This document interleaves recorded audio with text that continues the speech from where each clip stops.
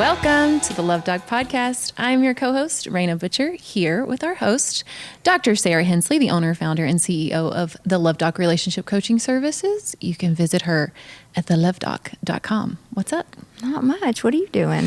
You know, just recording a podcast. My favorite thing to do. I'm so excited about our guest today. Me too. I'm very excited. So today we have, for all of our listeners, something that is so important in terms of relationships. We have Clint Jasperson here, who is a financial expert. And I'm going to let Clint give us, his background, his education, just tell our listeners just really about who you are and exactly what you do. Yeah, thanks for the introduction. Of course. Thanks for having me. So I'll give a little personal background and then share some of my formal credentials.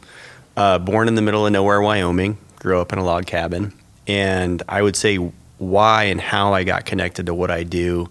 My father passed away when I was really young, about 15 years old. And it was a really, there was a lot of compost to that experience. One of it was, though, we basically had to sell our house that we lived in at the time, and it was there was no time to grieve. It was a financial devastating event as well as devastating to the heart. And if you ask my mom why they hadn't done any of the planning associated with that, what she would say is that no one had ever talked to them, or no one they had ever talked to them that they trusted. And so it's interesting how God works, where these events happen in your life and you look back and it makes sense then. I feel like that event kind of led me a decade and a half later to starting a wealth management firm, where my goal is to create clarity and confidence around money. A little bit of the professional background. Prior to that, I did benefits consulting, got my bachelor's and master's degrees doing various things, studying psychology, experience with business, got my master's in education, kind of this interdisciplinary approach of resolving all these things that I've been through in life. And then in 2013, just felt called to go and start this. Ironically enough, ironically and sadly, about a month after deciding to do that, my wife's dad passed away. And so it was this kind of interesting moment of getting galvanized in this direction. We relocated and now live in northern Colorado, which is where my wife grew up, so pretty close to Wyoming, where I am a part of. I have two beautiful little girls, love them dearly, live a very happy life, grateful to wake up and breathe the air we've been blessed with.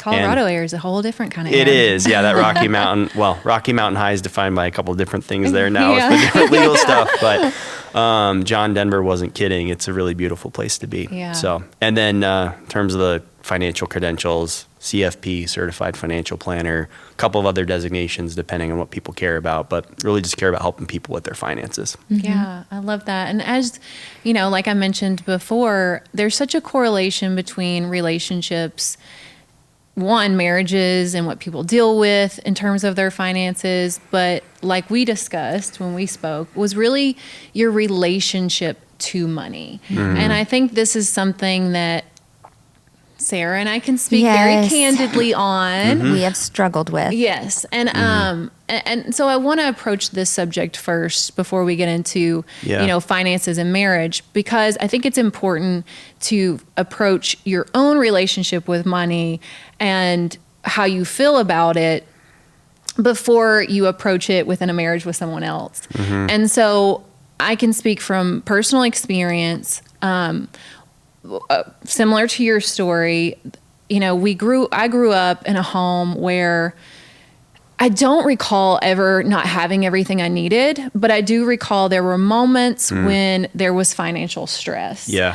My dad was a contractor, and so of course contracting is seasonal. So it was I remember in the winter, it was we had no money, and in the summer we did have money. And so it was kind of, there were moments of scarcity. And so I've tried and am still doing a lot of healing work around what I call a scarcity mindset when it comes to money. And so I've lived, 42 years, and in my adult life, there's been moments where I've lived off ramen noodles and a prayer. And then there's been other moments that, I've had, money to some degree, upper middle class, I would say. And it doesn't matter where I've been, my relationship, and again, I'm candidly speaking about this, has always been the same of, oh gosh, I don't have money. And so I need to spend money when I do have it, because eventually I'm not going to have it. Because it won't be there. Yeah. And so now where I feel like I'm getting to a place where I am becoming more financially secure, I still have this really like survival mode mindset around it. And I'm trying so hard. And this is why I'm so excited to have you on, because I want to talk about that relationship more so than like the logistics behind it. Yeah. But like the true like heart soul relationship with money and how it affects us. Yeah, I have a very, I wouldn't say similar experience, because where I am with money now isn't in a scarcity mindset, but it's almost like worse than a scarcity mindset. I have a very like freeze response to money, whereas like my husband's my CFO, he handles all of our finances.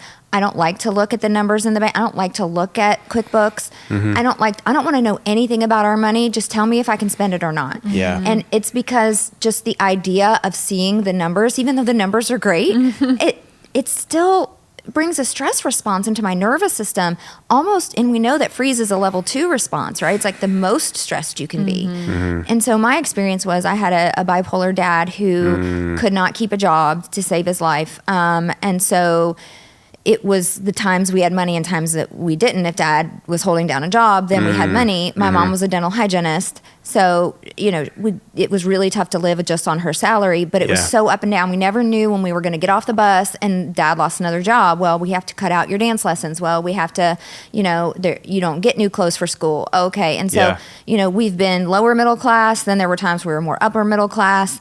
Now, I'm financially stable, but I don't want anything to do with looking at the money, the numbers. Yeah. So I don't know where that's coming from. Like I'm trying to find out why I'm still in this sort of nervous system response to money. So give us some feedback based on what we've told you. Well, I think money's a catalyst. And so I think one of the things that I've experienced in working with people is there are certain scripts that we have that serve us for a long time that end up being dysfunctional in other contexts, right? So speaking from personal experience, one of my first I have several memories about money.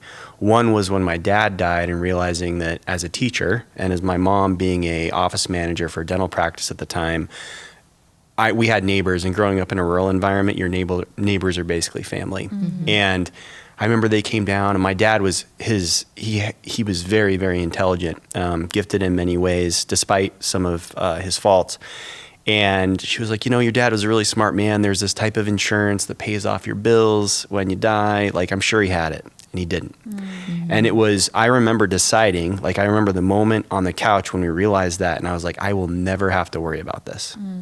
Like, and I don't think it was a conscious thing. I was the oldest. I have 2 older brothers, but from a different marriage that I didn't really know. And that was one of the gifts of losing my dad, is that through that process, I got to form a relationship with them. So how God works that way. But it was this very powerful and potent memory for me. And for a long time, operating in that place of scarcity enabled me to do things and have discipline that forced me forward in a way that I needed to get to where I was going, and it was very effective. And then there was a time where that didn't work as well. And so what I often encourage people in this space, and there's likely some things that are helpful about how you've frozen about money or the scare that's been helpful, right? So like if you're tempted to spend money, there is a certain element I don't have that problem, Clint. Right.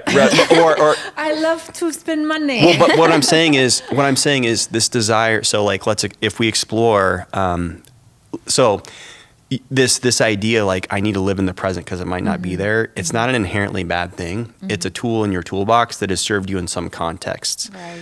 So I think when you're fully able to examine both the gift of that and the downside, like, and actually like enjoy that for what it is really important. Similar to how, like, if someone's trying to quit smoking tobacco, like if you take tobacco, completely unrelated, but it's a behavioral change element. So a lot of times most of the time people know they should change. It's a shame-based thing, right? Oh, yeah. I'm fully aware here. Right. But what about that behavior is healthy? Like there are some elements of it, like if I'm going out on a cigarette break, there's likely friendships that I have tied to that. I get a 15-minute break. I might go on a walk. It's my time, right? Whatever those things are about that, understanding what's effective and useful for you is also helpful. So like there might, I'm guessing here, but like there's probably elements of this that's like there's that discomfort, and then obviously you guys know how to like gradually expose yourself to that. It's probably very relatable to these relationship traumas. Right. So I think that's a way to do that. I also think relationship with other people can be helpful. Marital relationships specifically can be really powerful, and understanding that money is just an emotional tool. I'll make one other comment about this and kind of tie it to a personal story. So one of the places, this being in this position of scarcity really helped me drive this narrative of financial provision. And I think if we believe that money or really anything we have isn't ours, and that's a guiding belief that I try to internalize, I'm aspiring to always do that as a person of faith, then really I'm trying to practice stewardship. I would say there's 3 components of stewardship. The first is obviously provision, right? So there's scripture in the Bible that says, hey, it implies, the parable of talents kind of implies that you've got this moral obligation to steward well what you've been blessed with, right?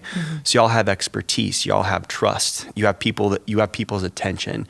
You feel an ethical responsibility, and you can hear it in your desire to do right by people, this responsibility to provide and do right there. The reason why you save money is to provide for the future where you're not able to work or you no longer want to work. It's not to just pile on more tools, just like you wouldn't buy more hammers for the sake of more hammers. And again, easier said than done, right? That's one element of money, but there's 2 other elements of stewardship in general. There's contentment and enjoyment. And combining those 3 together is, I think it takes a lifetime to practice. And if you're good, usually there's 2 out of 3 that you're doing reasonably well, and there's 1 you need to work on. So one of the ways that I was sort of able to repair my scarcity issue is I got to a point where I no longer needed to behave that way. And there was, as a kid, I remember visually kind of attaching to the idea of buying a Ford Raptor. It's like a guy truck thing, right? Right. And there's a point in my career where I was like, you know what, if I could ever just have the cash saved to buy that thing and it's not going to jeopardize any of my goals, I'm going to do it. I sat on that bucket of money for 3 years. And then I finally did it. And it was not about the material object. And I prayed about it. It took a long time. I'm kind of stubborn that way at times.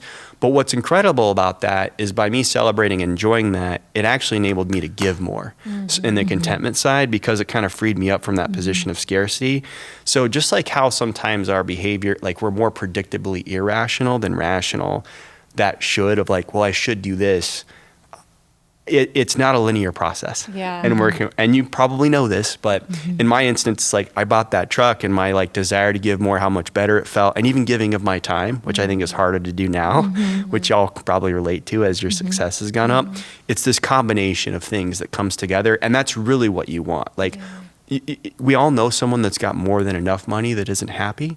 So that practice of contentment and enjoyment, celebrating what we've been blessed with, giving breaks the power that money has over us, but it isn't just about giving money. It's oftentimes the things that are most sort of sacred to you or that you value most. Right. And I will say, in relation to that, most of my money is spent on other people. Yeah, the people me I too. love, so because it brings me so much enjoyment to do that. And I like to give my money away too. That also, makes me feel like I'm being a steward of the blessings that have been bestowed upon me. Yeah, absolutely. And I love that answer, because that is a a beautiful true answer. It biblical really was. answer. God, he tells us like nothing on this earth is ours. Not even our own body is ours, and so we are to be good stewards of the blessings that we've been given. And I try to keep that in mind. And I remember there was a church sermon last year at some point that it was like, hey, try to up your giving to the church and just bet on God and see what he does in your life. Like just bet on God. And of course, they're trying to get, church financed, right? But at the same time, I was like, you know what, I'm going to do that. And I nearly doubled, what I felt like was already a very generous contribution to the church.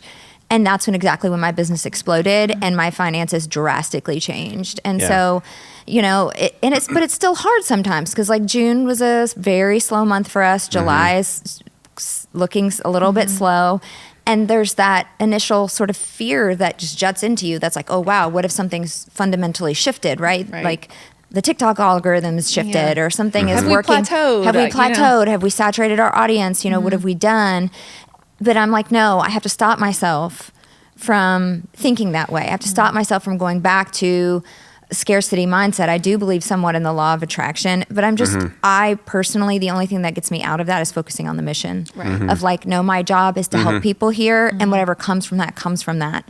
I'll be okay. I have lived way more scarce than I am right now, and if I ever had to go back to that, I would still be okay. But my goal here is to teach people how to love, and as long as I don't stray away from that, I'm fundamentally going to be fulfilled, and the money is just a bonus. That's right. For me. I have a question just because I think it's interesting, and this is based on what you said, and this is for you, Doc. Because you spoke about, your life circumstance at a young age, you lost your dad, your family was in financial distress, and you saw this and had the thought, this will never happen to me. So I'm curious your take, Doc, on what do you think is the difference between the person who has that thought and the person that doesn't have that thought?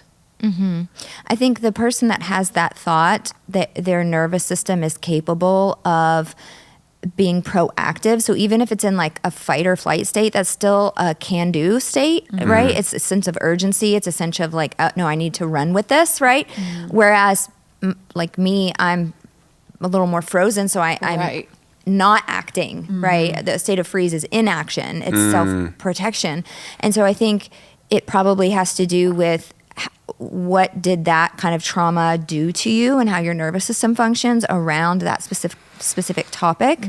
Like for me, I am very frozen around money right now, but after my ex died, and he signed over all the life insurance to his new wife, my kids got absolutely nothing. He had a lot of money in the bank. He was an addict and he was really struggling. So he withdrew all of his retirement, which was a pretty considerable amount of money.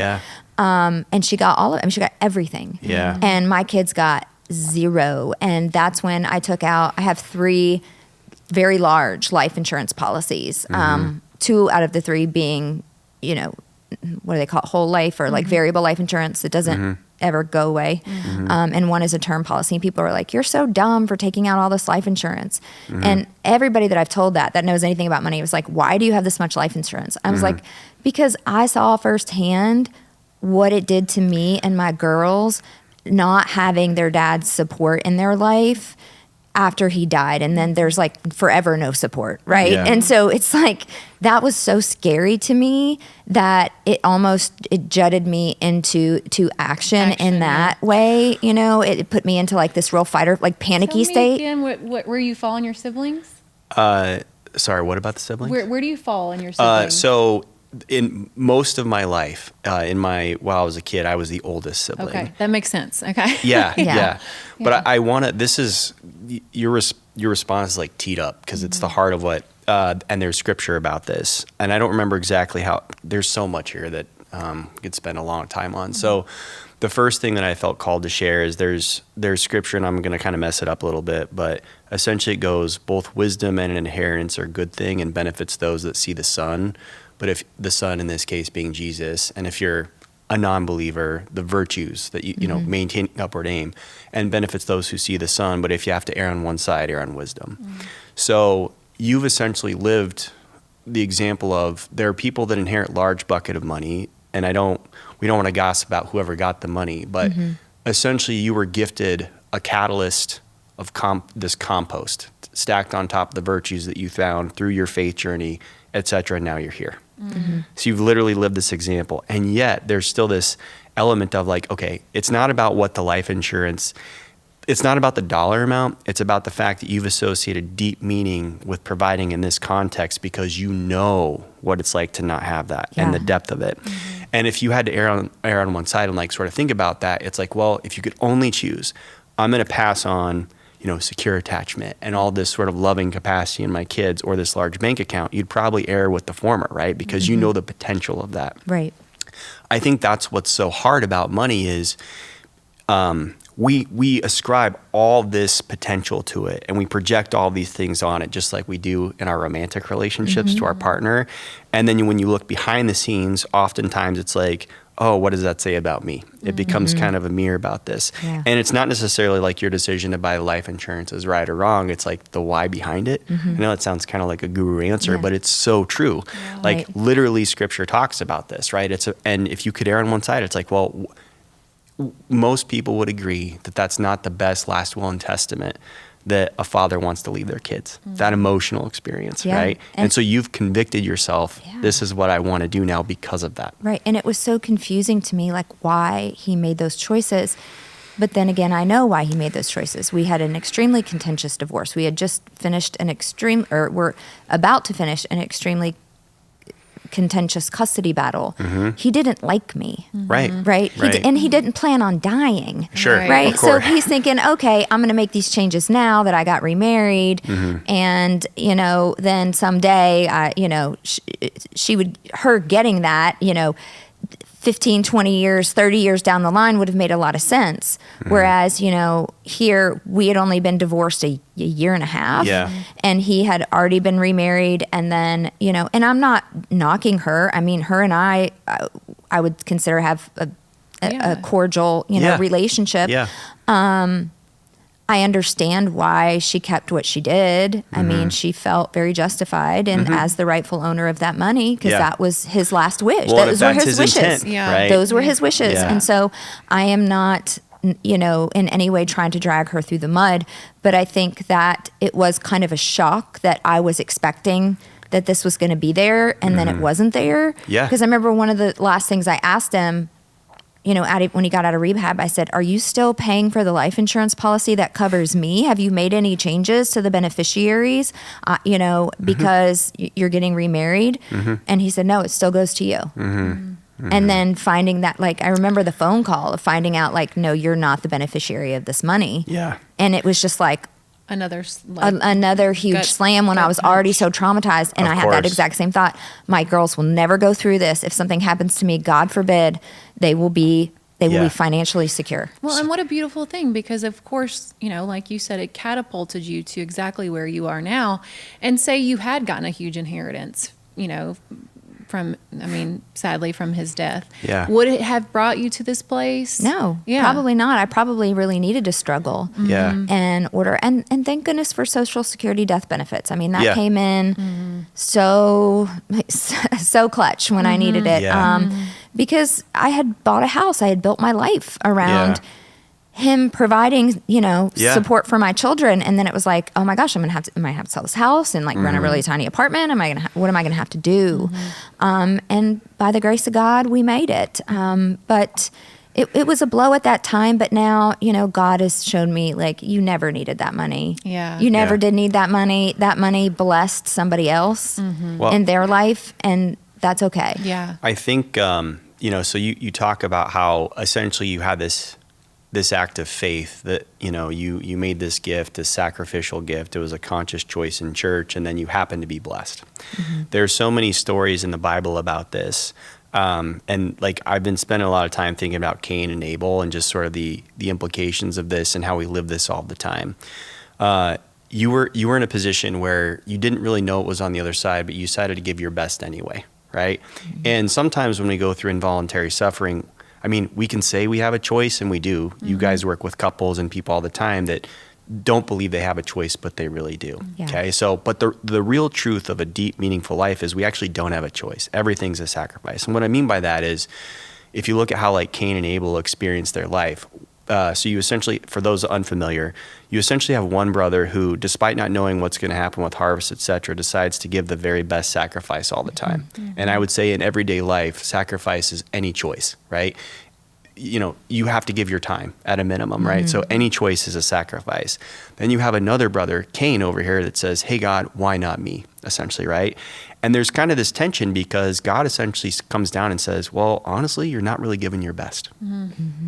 And that's a really hard thing, sometimes, that accountability to really sit with, right? Especially when we're dealing with shame or whatever else, right? Or we just have to have faith that God's calling us into something because we don't even see our own potential, which is oftentimes what Right. happens with deep involuntary suffering. which is again why Jesus is just such a neat, even if you don't believe, like why that story is so captivating. And what happens when you don't respond to that and decide to give your best anyways? Because that's really the only choice that we have. You build the spirit of resentment. And decades and generations later, Cain's legacy is weapons of destruction and war. And that is no legacy that we want to be a part of, right? And so you think about generational trauma and all these other kind of things. I think it's non-traditional advice, but there's a psalm, when you're feeling overwhelmed, you don't know what to do, delight yourself in the Lord, and he will give you the desires of your heart. Now, I do think that there is some implication for divine providence. I've experienced that. But the deeper meaning behind that, in my opinion, is when I'm feeling really overwhelmed or when I've had just tremendous amounts of suffering in my life, to pray about it and surrender to not really knowing is a really powerful thing to do. It's the opposite of what a lot of times our culture tells us to do.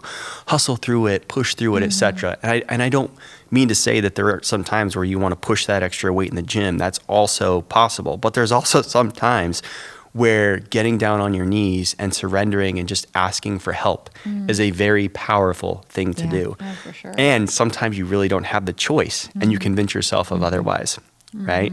Like it's a very humbling thing to go through. And to your point, if you hadn't gone through that suffering, would you be where you're at now? Like, set aside even the money, but like, how many lives have you been able to touch because somehow you were called and drawn forward? Money's a byproduct of that, right? And it becomes this catalyst to do that. It makes sense why you freeze. Like, you ultimately know it. It's just kind of working through the emotions of it. Yeah. I do want to talk a little bit about, shame and its correlation with maybe, spending, right? Because this is, I think, what I can speak on personally from my personal experience is that spending money, it's not rocket science. It gives you dopamine hits, right? So it makes me feel good when I do it. I like getting a new outfit and putting it on and being like, oh, I feel so pretty. I feel so great. Life is good now, right? And so I think, I want to ask the experts here and for our listeners, I think it's important just to talk a little bit about the correlation between shame and spending. Go ahead, Doc. Who wants to go first? I think it's just part of what we call in psychology the hedonic treadmill, which is just like this idea that we have this baseline level of happiness, and that when we spend money, for example, it gives us that little rush of dopamine that elevates our happiness a little bit. But then eventually, like, that new dress or whatever you bought is going to hang in your closet. It's not new anymore. It doesn't serve that purpose anymore. So you dip back down to your baseline, and we stay on this treadmill, right, where essentially we've assigned our happiness to the result of our circumstances, maybe of what we can spend, or things, or even experiences that we enjoy. But we have to contrast that with what joy is and how we actually cultivate joy. And joy is really cultivated through, in my experience, two things. For me personally, faith. There is a joy in the Lord that can't be explained or bought. Really, you have to, I think, have deeply experienced it. And then safety. We know that the nervous system in its safest state of ventral vagal or parasympathetic activity is where we can truly access joy. And a lot of my clients who have been perpetually dysregulated in their entire life have never truly experienced joy, which is this deep sense of contentment no matter what really the circumstances are, because circumstances ebb and flow and change. Yeah. Wow. There's a lot. Can you follow that one up? I'll try. I think one of the things I've been really curious about is the paradox of ambition with contentment. And the only way that I'm aspiring to experience both as a human being is through the practice of faith, because they're contradictions. Yeah. Right? So much of it, it's like, oh, I hustle to feel contentment. And let's just say you won the lottery. What are you going to do with your time and your talent? Because they literally print more money every day.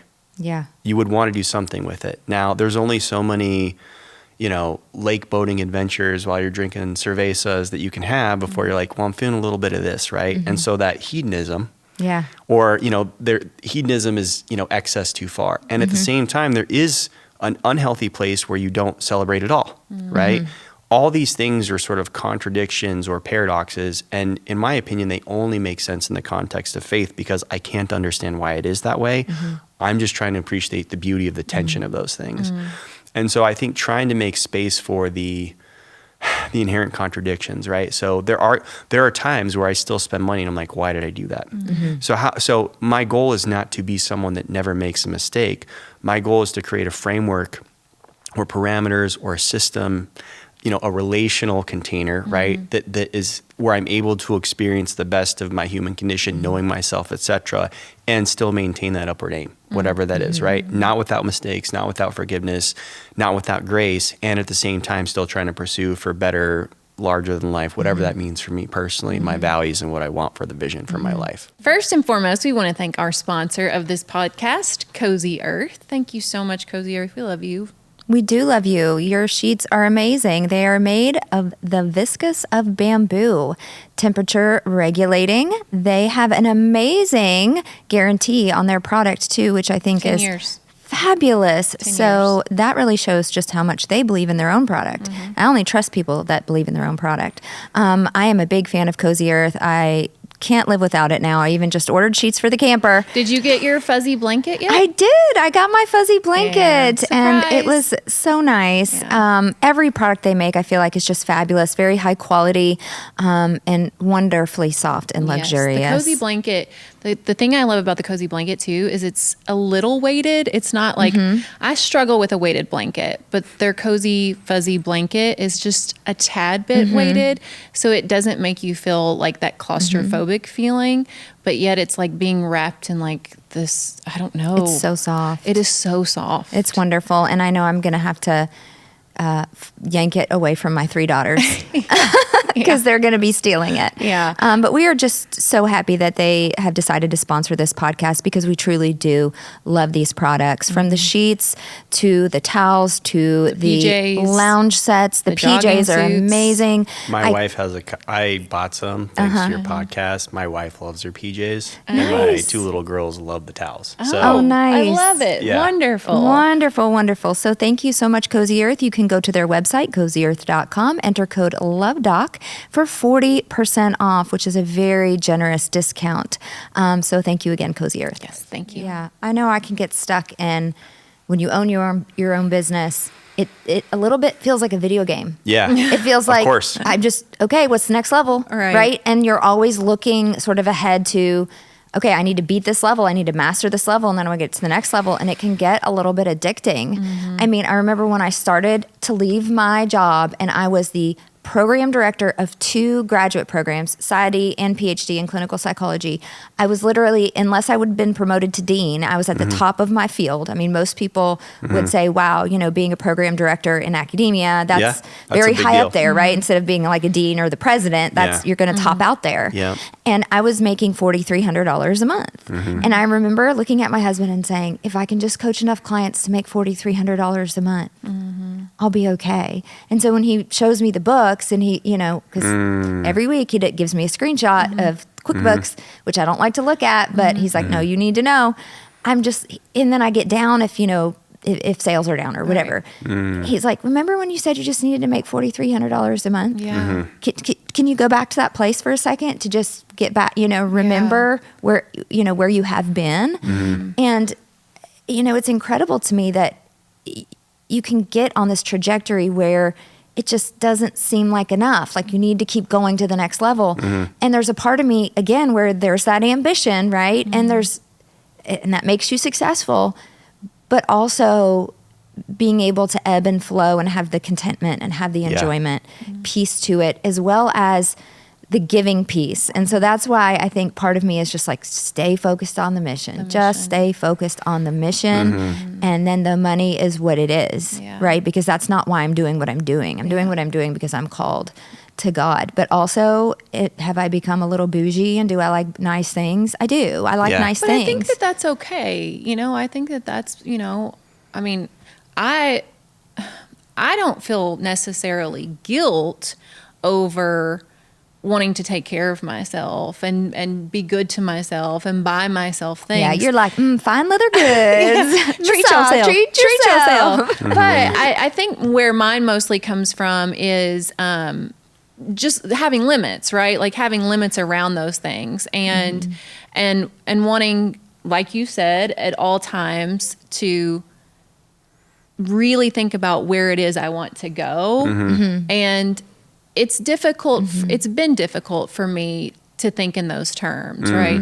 And, I'm a newlywed. And I will say, and I think this is a good segue where I want to take this, is that marriage is changing this for me. Yeah. And it is giving me this different and new perspective. One, because I have this other person who is one with me that I have to think about in terms of our future, if something happened to him, if something happened to me.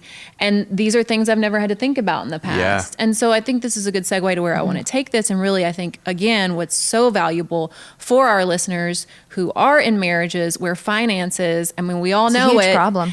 It's the leading cause of divorce. And so, I want to touch on this with both of you, of course, but specifically with you, Clint, because you are a financial advisor and an expert. But, logistically speaking, if someone is in a marriage and they're having finance issues, and I know you're not a counselor, but you sort of are, you're a financial counselor. Where would you tell them to start? Man, okay. So I know that people say that finances are the cause of divorce. Yeah.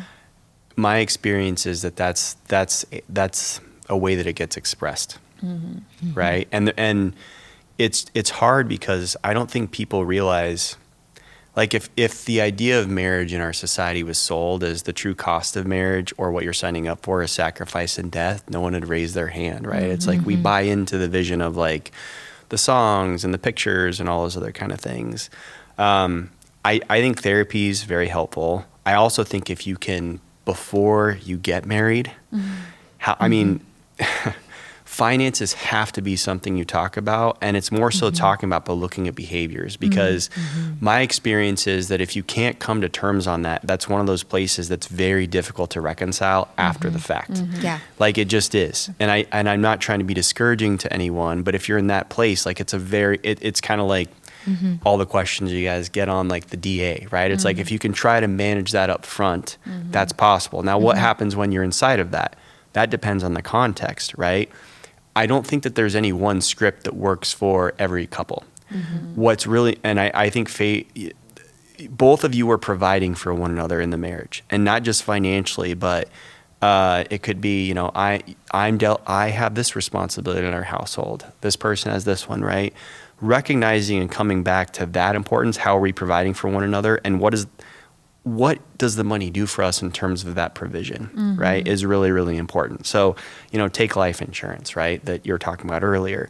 Well, if one of you passed away and you guys have co-commitments together, like living in a house or those kind of things, to some extent, you guys probably have implied or promised to one another a responsibility to provide for one another that way, in a way that's not disruptive, within a certain context, under a certain time frame. That's one way to look at it, right? So there are these ways where if you have a framework of providing for one another, then you can divide and conquer. There aren't any sort of hard and fast rules.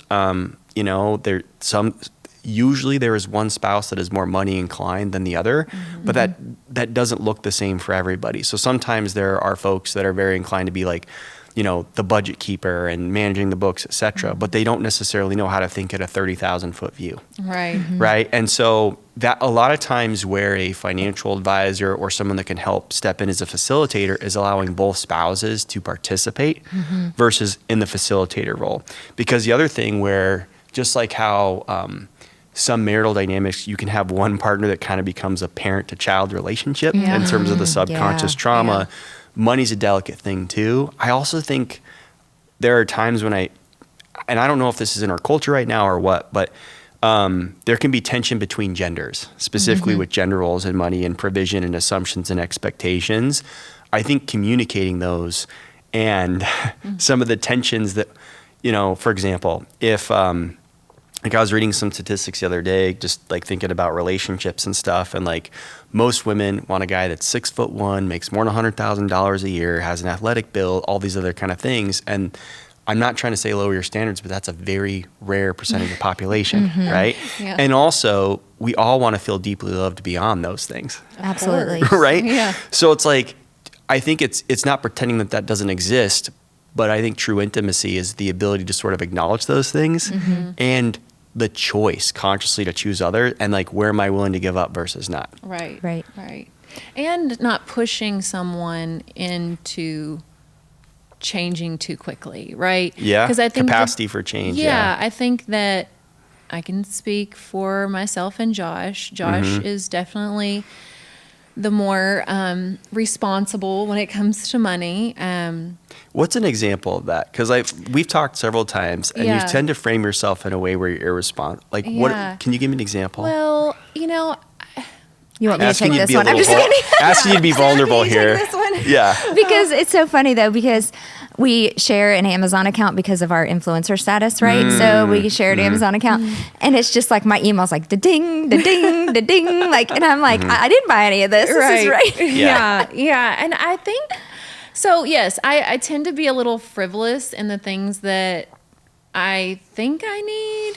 You know, it's not even like a want. I'm like, I think I need this. No, I think I need this. We are just the most easily influenced people on earth. I'm very easily influenced. Yes. Like TikTok shop will get me every single time. So, Yeah. you know, it's the good old regular, the husband comes home and there's 4 Amazon boxes on the porch. And Yeah. he's like, what are you doing, Like, babe? do we really need this stuff? Yeah, No, like, what are we you just doing? like it. Yeah. Yeah. And so that's an example. So it's not like I'm not going out dropping 10 grand on a Louis Vuitton or anything like that. Like Yet. I'm not Just kidding. yet. But You laugh because it's there'll be Yeah. an element, right? So keep going. yeah, but I think that, well, it's that age old, like, okay, well, if you're spending $5 on 15 million different things, then technically you are dropping a frivolous $10,000 on just things. And so my husband, of course, being the more logical one, is standing back, not pushing me too hard, because here's the conundrum. I'll be like, help me stop. And then he'll be like, babe, why are you spending this money? I'm like, don't tell me how to spend my money, you know? Yeah. And so there's this contradiction there, Yeah. where he's like, you asked me to help. Yeah. And he's a beautiful partner, and he in every single way. I mean, I can't speak highly enough of my husband, of course, but because he does allow me this room, because it is about me. Yeah. And it's about me. And this is where I'm trying to get to in terms of my own journey and my own struggle. What's the root cause? There's full awareness here, right? I have full awareness of the things I'm doing. But why? Why am I doing it? And how do I stop it? Yeah. So I think that's an important lifetime journey. And how do you make progress now? So a couple of frameworks and a story, if I don't get too all over, because there's like, it's very stimulating, this conversation. Yeah. So I've noticed that some personalities are more motivated by the risk of loss, and others are more focused on like maximizing opportunity, right? That's me. Yes. Yeah. And you might be more focused on loss. I don't know, but just kind of sensing this dynamic. So even if I want to be effective in reaching you, rather than me focusing on all the ways you can stop spending money, I might say, okay, you're content right now. Like we'd both agree on that, right? So 75% of all future dollars for the next 24 months, you're committing to save. There's not a lot of pain associated with that, right? That's going to seem less costly than me saying you can't buy any more Amazon purchases. Right. I think working with someone's capacity to change, that's a way to sort of address that solution, right? Because sometimes people are more motivated by the prospect of making more. Now you still got to solve that, right? Because if you make more only to spend more, and lifestyle creep's a real thing. Yeah. But there are elements of, well, how do I make progress right now, right? There's also like, there's never going to be a better time to like go to the gym or plant a tree. The best time's today. So sometimes people get stuck of letting perfect get in the way of good. Right. It's not like you don't have to buy any Amazon purchases, but maybe you make an agreement that you're going to look at your Amazon spend every month And whatever you do spend on that, you're going to commit to putting X amount in this account that you don't have access to or can't see. Yeah. So there's ways to make progress that don't have to get to the root cause, Yeah. even though you can sort of, because the reality is we're always growing Yeah. and or responding in some way. And even if you knew the root cause, you still got to make progress right now because there's an opportunity cost associated with doing nothing, Yeah. versus that. The other thing I'll tell you relatively, this problem never goes away. So about a decade ago, I was working with a client and they went through this really large liquidity event where they sold their company and there were millions of dollars involved. And when we met and we were talking and planning, et cetera, I was like, well, how much, we went through a budgeting process, kind of the whole thing, because we're trying to figure out what their investments need to do to generate income for them so they don't have to worry about working anymore. And he was like, well, I live pretty frugally. I only need about $30,000. I'm like, yeah, that is pretty frugally, man. 30,000, like, yeah, 30,000 a month. Now, to most people, that's a high amount of money, but he at the time was making almost $1.5 million a year. So relatively speaking, he was living on a third of his income. Right. Most people would, so it becomes this relative problem, right? And the stakes never go away. So you have to commit to exploring the root cause and having frameworks. And that's why, to the extent that money's a catalyst, like the more money you make, the more exaggerated these issues become. When you go through, you'll see this happen with families where they'll have an incredible amount of wealth, but to the extent wealth is transferred and there's not communication about it, sometimes it's received as lack of affection. That's kind of what you personally experienced earlier.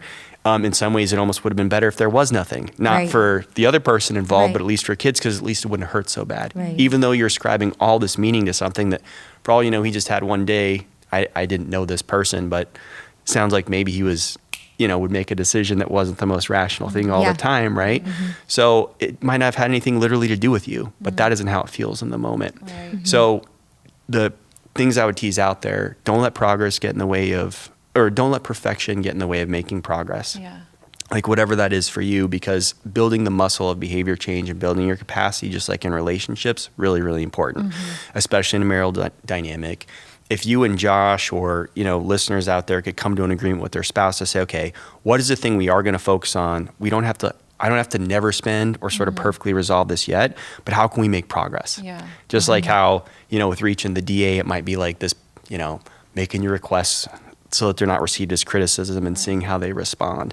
Neither person's right or wrong. The problem isn't each other. The problem is we want to focus on being better stewards. Yeah. And in this context, specifically financial provision. You're not the problem. He's not the problem. The problem is you're trying to get someplace together. How can we do that? Yeah. Yeah. That's Yeah, beautiful. I totally understand that. I think that's really great advice. I think for me, a game changer was just learning the purpose of money. Like I didn't, I grew up in a household where it was go to college, get a job, put your head down, and work your job and get a good, decent retirement, and then you'll be okay.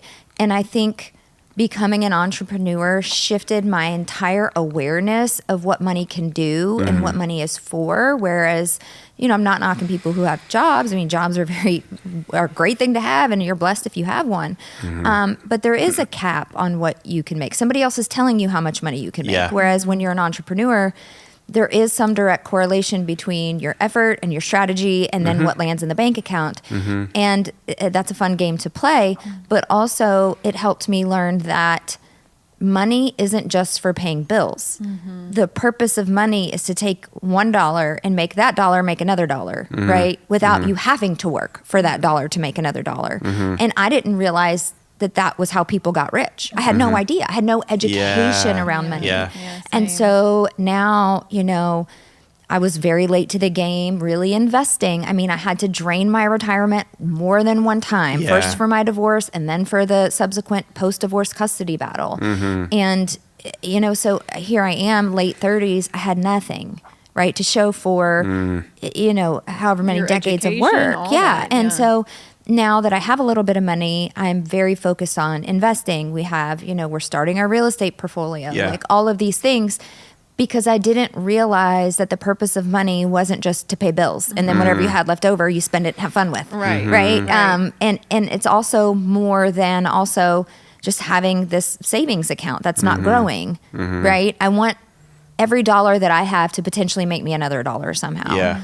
And learning that that's possible and learning how people do that it blew my mind. And it shouldn't have blown my mind. I was like, how did I get through life at this point not realizing that this is how people become wealthy? They make their money work for them. So talk to us a little bit about that and that mind shift. Yeah. No, that's really important to call out, because I think sometimes I still take for granted that people have gotten to that point where it's like, oh, you understand like what compounding is. Yeah. So, if you like, I think it could be helpful to literally take a calculator and just, double something for 30 days. It's really, really powerful. Most people understand when something goes viral. Compounding doesn't quite work like that. It works in a linear way versus exponential way, but having your money work for you essentially takes your future self and it says, you know what, future self, I'm going to make a sacrifice today so that your time can be allocated someplace else. Because I think really what you're trying to do is create time for yourself so that you might do this if you didn't have to make money, right? You might enjoy it that much, especially these podcasts and stuff. You seem fulfilled by that. Time freedom is the goal. It's not money freedom, it's time freedom. Yeah, and it kind of comes back to this, well, how can my money be used to create time? When you're running your business, you can hire people and get and employ them to provide those talents to free you up from the things you're not good at or that you don't want to do, right? And that gives them the opportunity, et cetera. I think money ultimately is to try to create more time. And then let's just say you're at a place where you got more than enough. You're financially independent. There's still it becomes a force for good. So I would say money, it's a tool like anything else, just like your college education and just like, your marketing, your sales and business background, right? So how do you use that tool for good? One of the benefits of being a business owner or being a business that's trying to influence that is you actually start to really connect that money's not inherently good or bad, but it's what you do with it. Just like what you do with your knowledge, there's good actors, there's bad actors, right? What you do with that is really what's most important. So there are these levels of progression, right? The first thing is you've got to get to a point where you're not going backwards, right? And when you go through a big event like a divorce, right? Like it's just a financially devastating event for most people. That's just the reality, right? So trying not to have those mistakes occurs, number one, but if you're in a situation like that, you've got to resolve it first, because if you build up this large 401k and then go through a divorce process, it's likely going to get messy, right? So to some extent, you want to try to prevent those mistakes if you can, or deal with it and then move forward. Budgeting, like just making sure you're not going into credit card debt.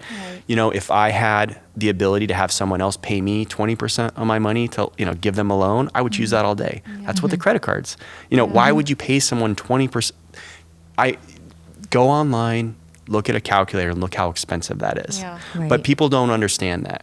Once you've gotten that baseline, then it's okay, how do I protect myself from going backwards with like certain products? Like if your income's important, maybe disability insurance, life insurance, like you talked about, right? You maybe have a basic will or trust. Then you can build stuff on top of that, right? You sort of put these layers in place where you can't go backward. You want to grow your business. You got your income in place. Now you can focus on providing for your future self. And celebrating those, I think, is important. Because, just hearing you talk and really tuning in, like I am thinking of some things, am I where I want to be? No. But hey, I used to never have a savings account. I have a savings now. There are things that I feel like maybe I've done that are better there than I was, 5 years ago. Obviously, being more successful has contributed to that. But, I think where we sometimes get stuck is attaching money to our worth. And this is, again, been my struggle. And I think that if I do take a moment to really step back and say, okay, well, I have a savings account. I'm taking one of the best trips that I could have never paid for, 5 years ago. I don't have credit card debt. I don't. I've paid off my credit card debt. So I'm not buying all these things on credit, whereas maybe, again, 5-10 years ago, I would have been doing those things. And so I think celebrating small wins, like you said, that, perfection can't be the goal, that it has to be about building gradually and then celebrating those gradual wins and not attaching shame to it, right? And not attaching our self-worth to when maybe we do backslide a little bit or when we do make a mistake with money. And Yeah, and I think it's just getting started too. Yeah. Like Yeah. just actually taking Just that do first it. step. I mean, the best working slogan with ever. working with a wealth management company has been very beneficial. Yeah. But also, I started a stash account a couple years ago. Yeah. and it just helps you make you progress. Just Yeah. takes money Yeah. out of my account. I mean, it is fun to sort of play with companies and hedge your bets a little bit, but I mostly forget about it. And interestingly enough, like last time I looked at it, I mean it's been several years now, there was like $7,000 in there, which is just a little play money, it's whatever. I opened it up yesterday, there was like 20 grand in there. Yeah. And I was like, hey, Yeah. because it's just been automatically these small amounts of money coming out of my checking account on a regular basis, just going in there. And I forgot about it, Yeah. and I was like, oh, well, now that's like a little investment portfolio, right? Like that's great. And it's, Something very simple. something very simple of just taking that stash account out and just having money that you're, automatically is going to come out before you spend it. Just Yeah. taking some initiative to get started. You can build on that. Yeah. Yeah, I mean, going back to like the motivation, we were talking about that earlier. It's really nice when your motivation lines up with the behavior change that you need to experience. That's not been the case for me a lot of times. A lot of times I actually have to start the behavior and then it becomes self-reinforcing. Yeah. So a long time ago, I used to chew tobacco and I was really overweight and kind of went through this whole health trend. I mean, we're talking 20 plus years ago. And one of the observations I had that when I hung out with certain people, I had a tendency to chew tobacco more often. When I drank alcohol, I had a tendency to relapse and chew tobacco again. Eating Mexican food because I think capsaicin and dopamine for whatever reason, right? So there are all these like little tidbits that you learn along the way. And again, that progress versus perfection element comes in. Also, going to the gym and doing cardio made me much more likely to want to eat healthier. So ironically enough, like I ended up losing weight through diet primarily, but the exercise helped me adhere to my plan more. So it's like weird little things like that where oftentimes these behaviors were like, I just got to start. That itself builds the momentum and the motivation. We call And it that- becomes a self-reinforcing. Yeah, like the bottom up process versus Yeah. the top down process, right? And it's real because sometimes, social psychologists, our dependent variable or outcome is always behavior. And so we've learned that sometimes, yes, changing your behavior then loops back up and changes the way you think and feel about things. Yes. Right. And I think the attachment work I do is a good example of that. We do top down processing, right? Where we do focus on changing thought patterns. We focus on our nervous system. Yep. But sometimes if you can catch something and correct it, even if you started going down that old path, but you make a correction, the outcome then reinforced that you get that's positive reinforces doing that behavior again. So yes, bottom up change is real. And sometimes just taking those small steps can be really beneficial. Yeah. And I think, this just proves that we have relationship to everything in our life. It's not just romantic, right? So Right. even something that's not per se tangible, I know that cash is tangible, of course, but money is kind of like in the air now. We don't know where it is. Yeah, where is it? But in the cloud. Yeah. So it's interesting that even something that's you can't hold in your hand. I mean, that you still have this deep relationship with it, and the same psychological concepts apply to it. Yeah, and that's absolutely. why it's important. And so you're right. Going back to specifically marriage and finance, and the statistics saying that it's the leading cause of divorce. Well, is it? I don't think it's the Is leading it? cause. Yeah. I think it's again, relational. Yeah, it's relational. So It's people always behavioral. want to say things like sex or money or whatever, a leading cause of divorce. No, those are topics by which the dysfunctional dynamics It's an play easy out. way to Right. quantify the Right. pain or the Right. disconnect. that Absolutely. you're But it's experiencing. really about how people handle and repair, these problems in their Yes. relationships. And so I think this is a great place to kind was of there anything else you wrap wanted to up. Yeah, is there anything else you wanted to add? I mean, this has Or been leave so our audience valuable. with. So valuable. valuable. Yes, I love the depth of this Oh conversation. my gosh, so much insight. Yes. And so at least tell our listeners where they can find you if they want to work with you, because as you can see, this guest is extremely well-rounded in terms of his knowledge, not just about how to make money work for you, but how to cultivate a positive relationship with money, both within yourself as well as within your couplehood if you're married or, tied to somebody relationship, else yeah. in a relationship.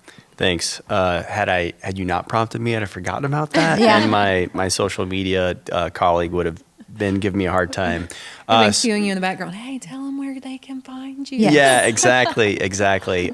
So for professional purposes, if you just go onto Google and you type Clint Jasperson, my name, Purpose-Driven Wealth, Thrivent, that's the parent company I'm affiliated with, you'll be able to find our website, engage with us that way. And then on the personal side, I'll have him give you my Instagram handle where I'm starting to talk more on the personal side about business, faith, life, etc., those kind of things. Yeah. So we'll include that. Yeah. Yeah, However we'll we include do that in the Of course, description. we'll We'll include include your everything in the handles. description as to where our listeners can find you. And of course, guys, I think ultimately when it comes to healing, if we're talking about full circle healing, everything plays a role here. Money, finances, I mean, even your relationship, my relationship with this chair, my relationship with my car, my relationship with my children, all this is full circle. And I think that Dr. Hensley does a wonderful job within her practice of bringing all this together so that you can not just be better for your romantic relationship, but be better as an individual, a better parent, be a better coworker. I mean, that's really what attachment is all about. It's about being a better member of your community and a Yeah. better steward of the gifts that you've been given. Yes, and hopefully that's the main message that we portray Yes. here is Amen. being a good steward of the things that, the blessings that have been bestowed upon you. And again, that is our ultimate mission here with the Love Doc podcast and with the Love Doc relationship coaching services. So of course, go see Doc at thelovedoc.com. Check out her services. For our listeners, we have a special promo code that you can use at checkout, LoveDoc27 for 27% off any of her courses or her hybrid group coaching program. We love you guys. Please go to Patreon/thelovedoc. You can be a free member, you can be a paying member if you're a super fan, totally up to you. But we're creating a community there for specifically this podcast, so you can submit your questions, talk to us specifically, and then we'll bring them back here and answer them. But that's really where you need to go if you want your questions answered. Yes, we're going to start pulling questions on the regular from our Patreon's account That's and right. bringing them here and answering them on the pod. That's right. So thank you guys. We love you. And until next time, peace, love, and perspective.